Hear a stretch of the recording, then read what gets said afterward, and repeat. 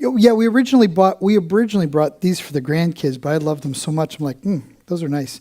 So you may notice that our altar table has several things on it this morning. We've got this beautiful cake, and we've got the wise men, and we've got the star, and oh my goodness, we've got all kinds. We are finally here. We're still decorating our tree, and probably some people have already taken their trees down. That wouldn't be us. Like Pam has already said, I was like, man, you stepped like all over my points today. So I was like, so you already have had a little preview of the sermon this morning. We've sung songs like Beautiful Star of Bethlehem and the First Noel. And I told the worship team on Wednesday, I said, once you start to the second verse of the First Noel, you can't stop. You know why? Because it just tells a story all the way through. So once you sing verse 2, you've got to sing 3, 4, and 5, and you can't skip any because it tells a story. So you will notice that very rarely do we skip verses when we sing the hymns, and that's the reason, because the hymns tell a story. Well, all that brings us back to the star. Now, how many have a star on the top of their tree? Oh, we got one, just one. Oh, 2 stars. Oh, 3 stars. All right. How many have angels on the top of their tree? All right, we've got a couple angels. How many have something else? All of our hands go up. Yeah, we have a bow. Originally, there should be a picture of it. Originally. Now, this is Rebecca. So the little one here, and Anna is down here. You can barely see her. But this is our house in Allentown.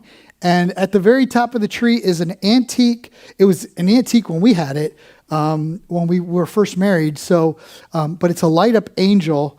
And she didn't make it too many moves. And she, I can't remember exactly what happened. We couldn't figure out how to fix the bulb. It was a different type of connector, and so we weren't really able to fix it. And because it was aging. So while we lived in Flint, Michigan, and I think this was about the time, one of the ladies in church said, I was talking about maybe possibly getting a bow for our tree, and she says, I'll make you a bow. And she made us this beautiful bow, and it had flowing ribbons down all the sides. It was really gorgeous. But finally, just a few years ago, that bit the dust, and so we thought, well, now we were going to put on the tree. Well, we were in Hobby Lobby. I'm like, well, this looks really nice. And so it's another bow, but it has all the names of Jesus on it. So it's really cool. But that one just doesn't hold the same sentiment as the antique angel, nor the bow that was given to us. But most people, usually either have an angel or they have a star on the top of the tree. And we have a star here on this tree. We have a star on the top of that tree in the back. And we had a star on our blue Christmas tree. So a lot of trees have stars. And the star plays a prominent role in the Christmas story. Almost every depiction of the Nativity includes a star. And we do know from scriptures that it was a star that led the wise men, or the magi, to the baby Jesus. And the story comes to us in Matthew chapter 2, which is where we're going to start today. Jesus was born in Bethlehem in Judea during the reign of King Herod. About that time, some wise men from eastern lands had arrived in Jerusalem asking, "Where is the newborn King of the Jews? We saw his star as it rose, and we have come to worship him." King Herod was deeply disturbed. It wasn't just because he heard the news, but King Herod was deeply disturbed, period, when he heard this. As was everyone in Jerusalem. He called a meeting of the leading priests and teachers of the religious law and asked, "Where is the Messiah supposed to be born?" You would think that the king would know everything that was happening in his kingdom, right? "In Bethlehem in Judea," they said, "for this is what the prophet wrote. And you, O Bethlehem, in the land of Judah, are not the least among the ruling cities of Judah. For a ruler will come from you who will be the shepherd for my people Israel." Then Herod called for a private meeting with the wise men, and he learned from them the time when the star first appeared. Then he told them, "Go to Bethlehem and search carefully for the child, and when you find him, come back and tell me so that I can go and worship him too." Yeah, right. After this interview, the wise men went on their way, and the star they had seen in the east guided them to Bethlehem. It went ahead of them, and they stopped over the place where the child was. And when they saw the star, they were filled with joy. They entered the house and saw the child with his mother, Mary, and they bowed down and worshiped him. They opened their treasure chest and gave him gifts of gold, frankincense, and myrrh. And when it was time to leave, they returned to their own country by another route, for God had warned them in a dream not to return to Herod. So it's really interesting that when you look at any picture of the nativity, whether it's just Mary and Joseph, or it's Mary and Joseph and the shepherds, or it's Mary and Joseph and the wise men, or it's Mary and Joseph and the shepherds and the wise men, the one thing that's common in every one of those pictures is a star. The wise men, who figure prominently in this Christmas story, whether in a Christmas play or a Christmas pageant or on Christmas cards depicting the nativity, or even in our nativities at home. Now, this particular nativity does not have a star, but ours at home does. Who were these guys? Who were these guys? Now, these guys are wearing crowns, so this would go more with the We Three Kings thing. But who were these guys who were bearing gifts to Jesus? As Pam has already mentioned, they were not Jews. They were not practitioners of the Jewish faith. They perhaps were scholars, mathematicians, astronomers, scientists. But one thing that we do know that the Magi were is that they were advisors to the king. And that was dating back for centuries. The Magi were in the courts of the Persians. They were in the courts of the Babylonian. A matter of fact, it would seem strange, don't you think, that some pagan Magi from the area of Persia and Babylonia would be on the lookout for some Jewish king. I mean, really, what would it matter to the people in Babylon that there was a new Jewish king to be born? But they were studiers of the sky. Whether they were astrologers or astronomers, we don't know. But they studied the sky, and this thing showed up in the sky. The Bible calls it a star. And it appeared in the sky, and the wise men were curious enough to say, "Wow, that's pretty interesting. Maybe we should go check it out." Now, perhaps one of the reasons that they saw this star and they thought a king was born was because, do you remember who else was a magi in Jerusalem, in Babylon? Daniel. Daniel was one of the Jewish people who were captured for the Babylonian captivity, and he was sitting at the very top. Remember, at one point, Daniel was like second in charge, second in command. So these wise men might have heard the stories of Daniel and the Jewish people and about this promise of a Messiah. And so the astronomers see the star, and they notice something different, and so they decide to check it out, and they try to figure out the meaning of the star. They pack up their bags, they get their gifts ready, and they journey off to the capital of Israel. After all, if a king is going to be born in Israel, he would be born in the capital, correct? He would be born in Jerusalem. After all, the children's carol goes, "Once in royal David's city." So you would think the royal city is Jerusalem, and actually it's Bethlehem. But the Magi didn't know that. So they go to Jerusalem. They go to the city of where David was king. They don't stop to buy gifts at Walmart, but they bring their gifts with them. In doing so, they demonstrated some great faith. They didn't come doubting, but they came expecting, except when they got to Jerusalem, there was no baby king to be found. What would you do?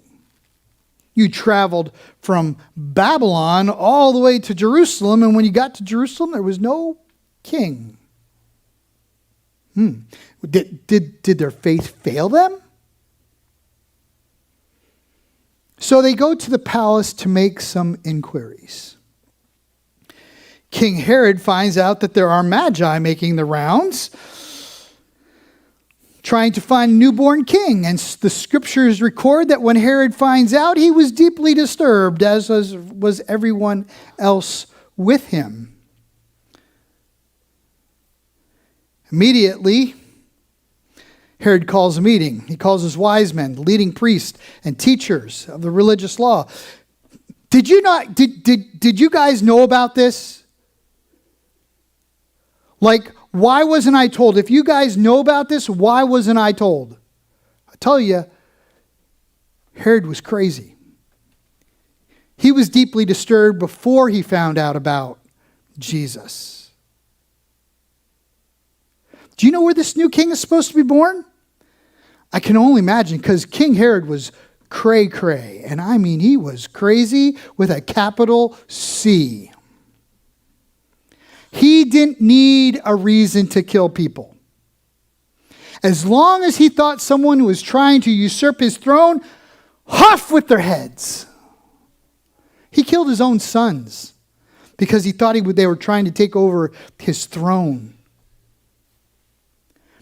What's really interesting about this, yes, Herod was on the throne, but he was really only a puppet ruler. He had no authority. His authority came from Rome. So his only job was to keep the peace in Jerusalem and make sure that the Jewish people were kept in their place. So this is a great conflict. And finally, the leading priests and teachers of the law tell me, well, this new king is supposed to be born in Bethlehem in Judea. For this is what the prophet wrote. And to you, O Bethlehem, in the land of Judah, are not the least among the ruling cities of Judah. For a ruler will come from you who will be the shepherd of my people, Israel. Now I can only imagine what was going through Herod's brain at this point. I mean, if this guy was willing enough to chop off his sons' heads, he sends the teachers and the priest away and calls for a private meeting. He goes, all right, guys, here's the deal. I need you to go search out the king. I need you to go find him. By the way, when did that star appear in the sky? And so the wise men tell them, and he says, okay, I want you to go to Bethlehem with my blessing. But when you're done, after you see the newborn king, can you come back here and tell me where I may find him so I can go worship him as well? Wise man says, sure. They leave Herod's palace, and again, the star leads them to Bethlehem and to the place where Jesus was. Gave them great joy. They come into the house and they bow down and worship him after all. That was the whole reason they made the long, arduous trip to Bethlehem. They opened their gifts. Gold to represent his kingship, frankincense to represent he's a priest, and finally myrrh, which is a burial ointment, to represent his death. Did it ever occur to you that for men who came from a pagan culture such as Babylon or Persia, they sure knew an awful lot about this little guy?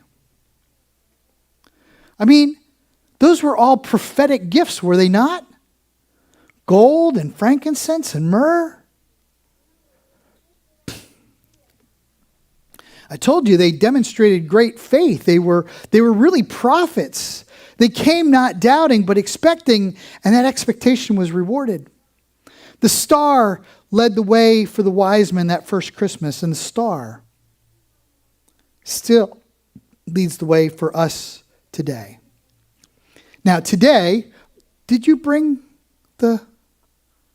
All right, you did bring it. All right, it's here. So, in other cultures, today is not January 6th. Today is January 1st. But 6 days from now, it'll be Epiphany. And I wanted to do this before I didn't want to put Epiphany off to January 15th. So we're celebrating Epiphany today. And Epiphany is when the wise men come to see the baby Jesus. It's a few days early. The word Epiphany means revelation. This story is a story of the revelation of God and the revelation of God's love in the child born in Bethlehem. And the fact, as Pam has already mentioned, that the birth of a baby in Bethlehem was not just for the Jewish people, but for everybody. And so we have a piñata here. We're going to let Lily try to take a whack at it, see if we can knock it down faster than we did last year. And that's why we brought the Rosca de Reyes. This is a Mexican treat that they have on Epiphany. And so that's kind of what this is all about. We're celebrating the fact that God has been revealed to us. The theme is clear, that there is no limit or boundary to God's love. The whole world, the whole universe, and the whole creation is included in that love. The truth is that there are epiphanies of the love of God for all of us. God finds ways of revealing and manifesting His love to us. Don't you love when God finds a new way to reveal His love to you? I know I do. And you know what? Just like the wise men, there are stars that beckon us. There are stories that reflect the meaning and hope of God's presence for us. God is revealed in those we love and those whom we meet, in experiences that we have each and every day. Remember, the writer of Hebrews says that some have, it says, be careful to practice hospitality to strangers, because some have entertained angels unaware. It always kind of gets me sometimes. It's like, am I really doing my best to practice hospitality to strangers? Oh, you mean that? You mean that creepy guy? And you know what? I get it. I get it. Because sometimes it's like, should I help this person or not? Matter of fact, the other day you were in physical therapy. And all of a sudden, I'm sitting there in the car because I really didn't want to sit in the doctor's office because there's really nothing I can do to help her in physical therapy. And we had some other things to do out in that side of town. And all of a sudden, I'm sitting there on my phone, just playing on my phone, and all of a sudden I hear, at first I thought it looked like somebody was just talking really loudly on their phone. Then I was like, I heard this, because I had the windows up. Still, it was on one of those colder days. So I caught it a couple times, and I pulled the windows down and said, she goes, somebody help me, help. Now she's standing in front of the orthopedic doctors. We're over in at that Long Neck over there by Royal Farms. All of a sudden, I'm like, this lady needs help. I'm like, I don't know what I'm going to do. So, but apparently a bunch of people heard her at the same time, because all of a sudden there were people running. All of a sudden there were 3 people helping this poor lady. She didn't have any help. And apparently what happened is she lost her balance or something. She was having vertigo. Unfortunately, there was a wheelchair right there, so they were able to get her in, and they were able to take her right into the doctor. So that was really, it was kind of cool thing. But there sometimes God's love can be revealed in situations, and sometimes we can reveal God's love to others. My only regret in that is I wish I would have heard her yelling. I wish I would have figured that she was calling for help earlier than that, because she was in pretty bad shape by the time we all got there. God is revealed in those we love, in those we meet, in the experiences that we have each and every day. And perhaps we might be like those wise men, searching, seeking, following, looking for the radiance and brightness of God.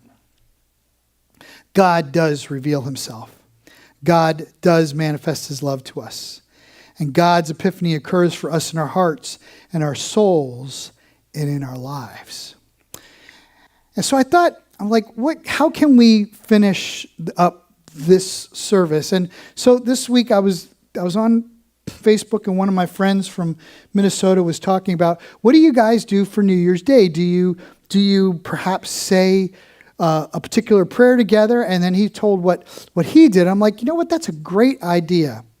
And so there should be one more slide that we're going to do as a benediction. I'm sorry, it should be a whole nother. There we go. So what we're going to do is we're going to stand. And this should be our prayer. When we think about God's love being revealed to the wise men,